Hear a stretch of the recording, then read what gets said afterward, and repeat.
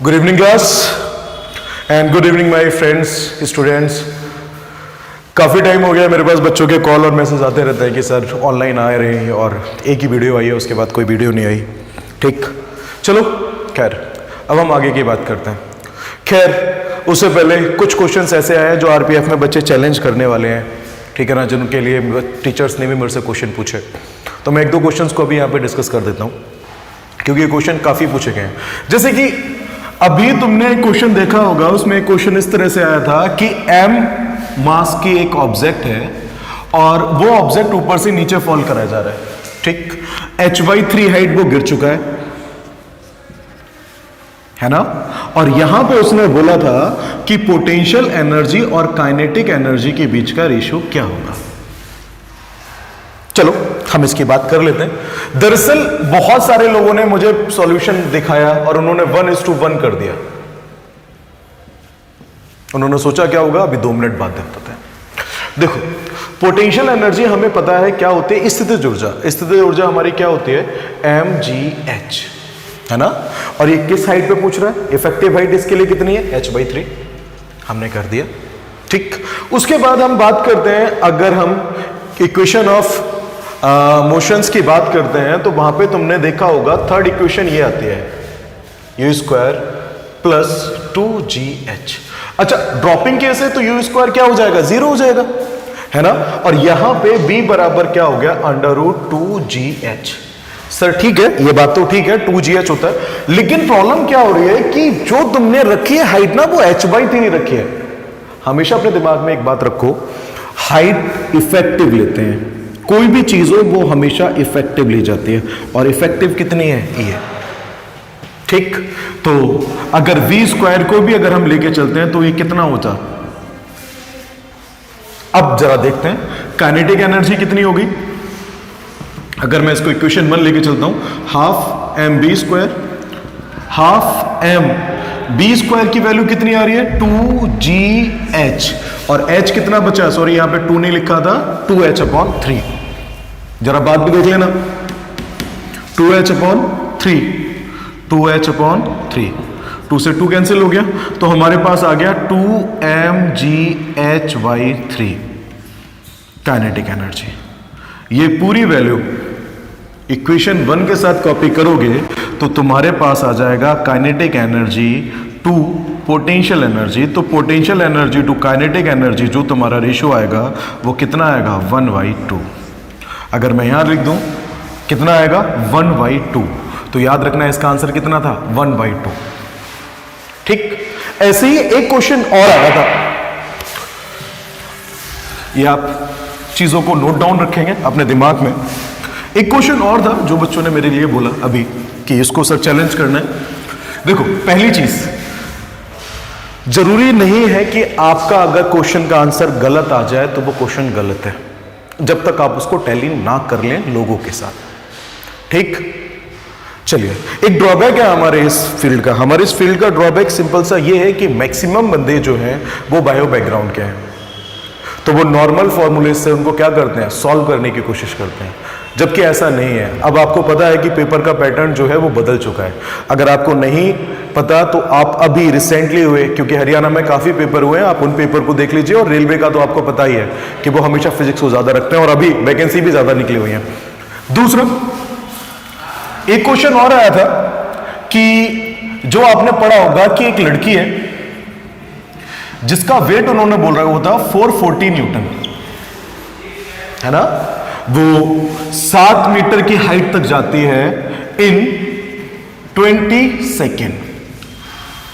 और शायद पावर पूछा था उन्होंने, शायद नहीं, डैम श्योर पावर ही पूछा था। अच्छा, मिसकंसेप्ट क्या है, मिसकंसेप्ट ये है, लोगों ने डायरेक्ट P = mgh/T लिख दिया और mgh की वैल्यू कितनी रख दी थी, 440 रख दिया था, इंटू h 7/20 और निकाल दिया था आंसर 22, 7 दूनी 14, 15, 140/8। गलत है। कॉन्सेप्ट सीखो, कॉन्सेप्ट जब तक क्लियर नहीं होंगे आप क्वेश्चन नहीं कर सकते। आप इस बात को देखो कि उन्होंने वेट नहीं दिया है, उन्होंने न्यूटन बोला है, 440 न्यूटन। ठीक, अगर आप 1 न्यूटन को कंपेयर करते हो 1 केजी मास से, तो 1 केजी मास की आप किससे इंटू करते हो? जी से। और जी की वैल्यू अगर 9.8 लेते हो तो 9.8 किलोग्राम फोर्स के बराबर हो जाता है 1 न्यूटन। यानी कि 1 किलोग्राम फोर्स 1/9.8 न्यूटन के बराबर होगा।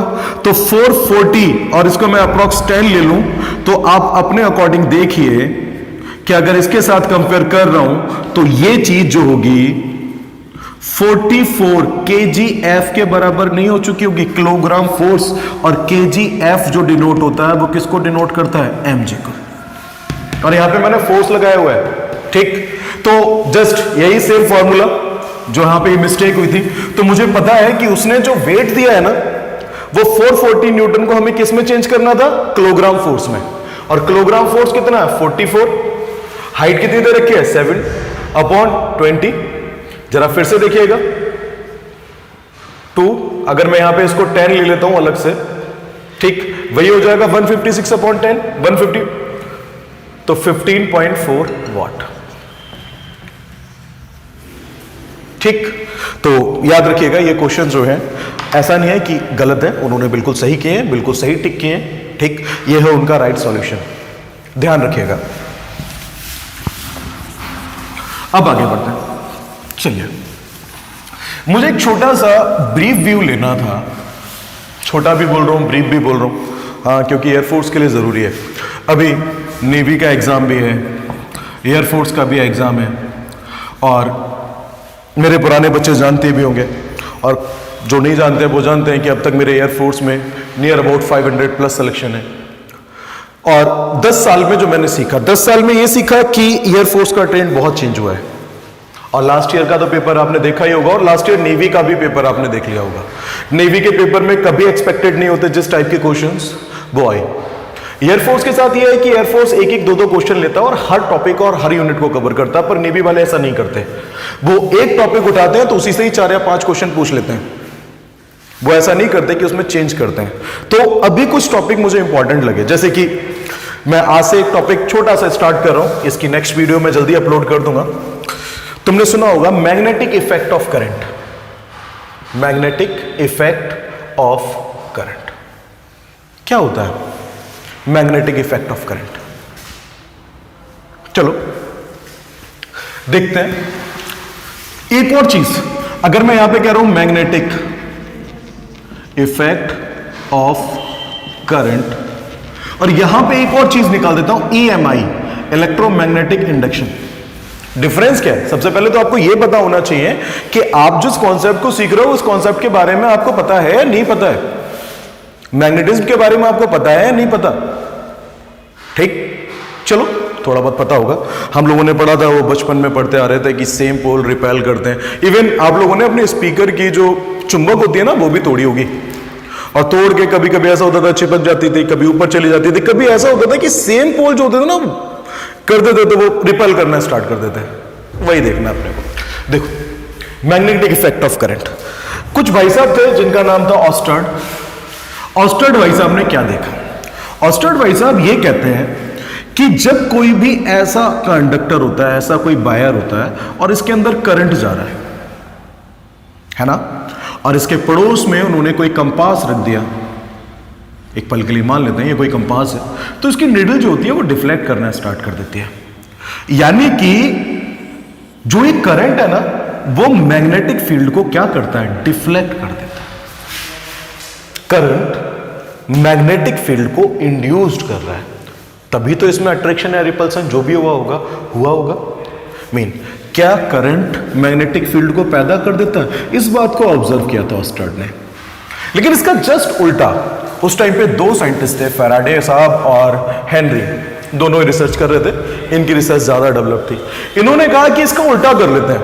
ये जो वायर है ना, इस वायर को ऐसा ले लेते हैं और इसके पास इस तरह की इसकी कॉइल्स बना लेते हैं, और यहां पे एक बल्ब टाइप की कोई भी चीज लगा दो जिससे कि तुम्हें पता लग जाए, ठीक। और यहां पे कोई मैग्नेट ले लेते हैं, और जब इस मैग्नेट को यहां से मूव करते हैं, ठीक, तो यहां पे हमें पता लगता है कि करंट इंड्यूस्ड हो गया।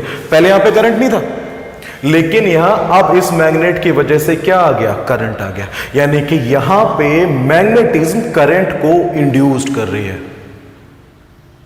ठीक, EMI, ठीक, मैग्नेटिक इफेक्ट ऑफ करंट। जहां करंट मैग्नेट इंड्यूस करता है, जहां मैग्नेट करंट इंड्यूस्ड करती है। This is the difference between magnetic effect of current, EMF। चलो अब आगे बढ़ते हैं। तो इस बात को आगे एक्सप्लेन किसने किया, मैग्नेटिक इफेक्ट ऑफ करंट को? ये तो ऑस्टर्ड भाई साहब थे, बहुत खोए थे वो इस चीज के में, तुम देख भी सकते हो। इन्होंने इस बात को डिफाइन करने के लिए, मैग्नेटिक इफेक्ट ऑफ करंट को डिफाइन करने के लिए आपको दो चीजें पढ़नी पड़ेंगी, एक तो बायो-सेवर्ट लॉ और दूसरा एम्पियर्स लॉ। तो आज हम बात करेंगे बायो-सेवर्ट लॉ की।